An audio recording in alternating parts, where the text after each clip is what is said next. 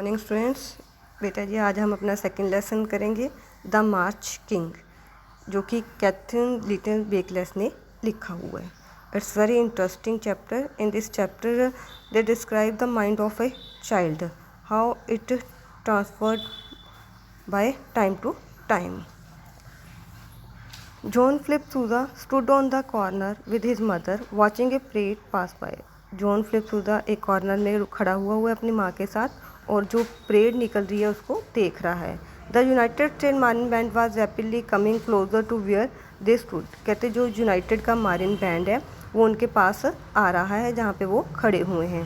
Flip jumped up and down and cried excitedly, look mamma, here is papa now.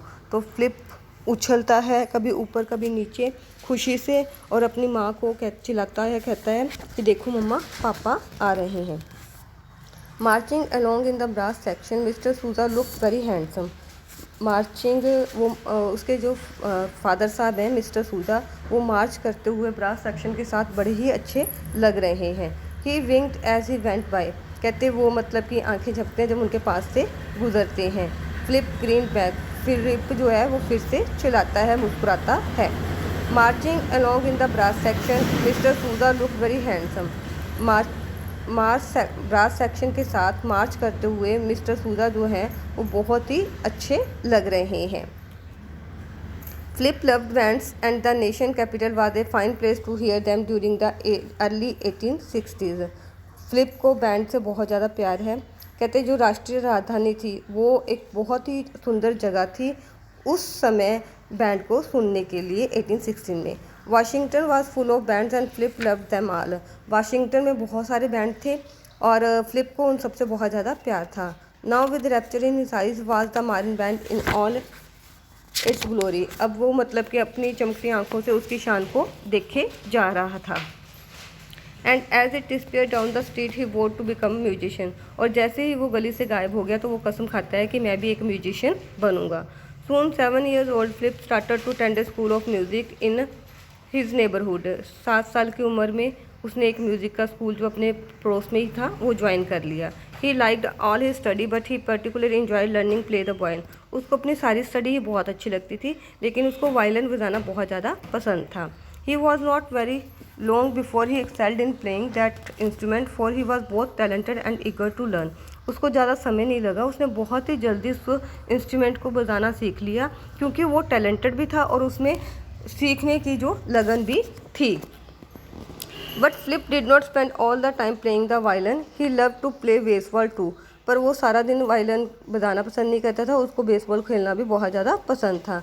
And that is why he got in to trouble one evening when he was 11 years old। इसीलिए उसको एक दिन मुश्किल होगी जब वो 11 सालों का था। Every year an evening concert was given by the music school. हर साल म्यूजिक स्कूल के द्वारा एक प्रोग्राम रखा जाता था। This year Flip had been chosen to play violin solo.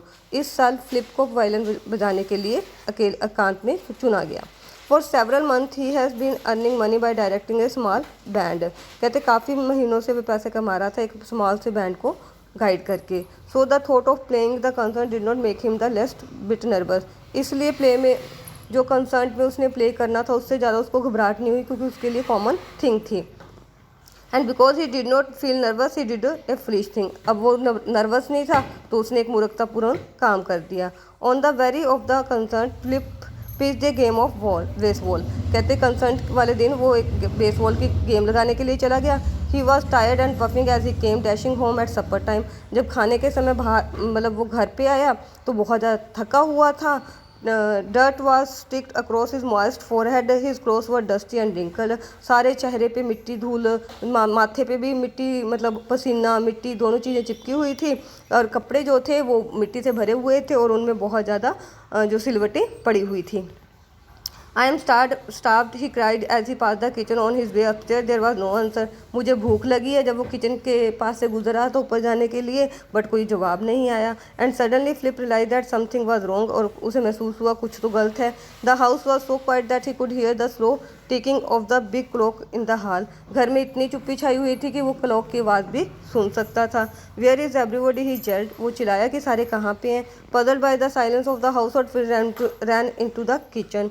कहते घबराया हुआ, पजल हुआ, वो फटाफट किचन में इधर उधर भागता है और अंत में वो किचन में पहुंचता है। On the table he found some sandwiches and note from his mother.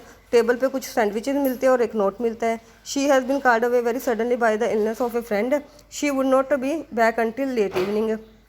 उसमें लिखा होता है कि उसका एक बहुत ज़्यादा दोस्त बहुत ज़्यादा बीमार हो गया, वहाँ पे एमरजेंसी में बुला लिया गया है, इसलिए वो जल्दी आने वाली नहीं है। Flip looked at the clock, he would have to hurry to get the concert on time. Flip clock की तरफ देखता है और उसको जल्दी करनी थी क्योंकि उसको कंसर्न में समय पर पहुंचना था। He washed gobbled sandwich and ran to his room to dress. वो फटाफट अपना मतलब वॉश करता है और वॉश करने के बाद सैंडविच को जो निगलता है जल्दी जल्दी और अपने कमरे में चला जाता है तैयार होने के लिए। He looked for a shirt in the dryer where his clean laundry was kept, the dryer was empty. वो अपनी शर्ट ढूंढता है जहाँ पे उसके प्रेस किए हुए कपड़े रखे होते हैं, लेकिन वो ड्रायर तो खाली था। The laundry has not yet come back, क्योंकि लॉन्ड्री से अभी कपड़े आए नहीं थे। तो फ्लिप बहुत ही ज़्यादा चुप्पी में चला जाता है। वट शैल आई डू, अब मैं क्या करूँ। I can't play without a clean shirt, कहते साफ कपड़ों के बिना तो मैं खेल ही नहीं सकता।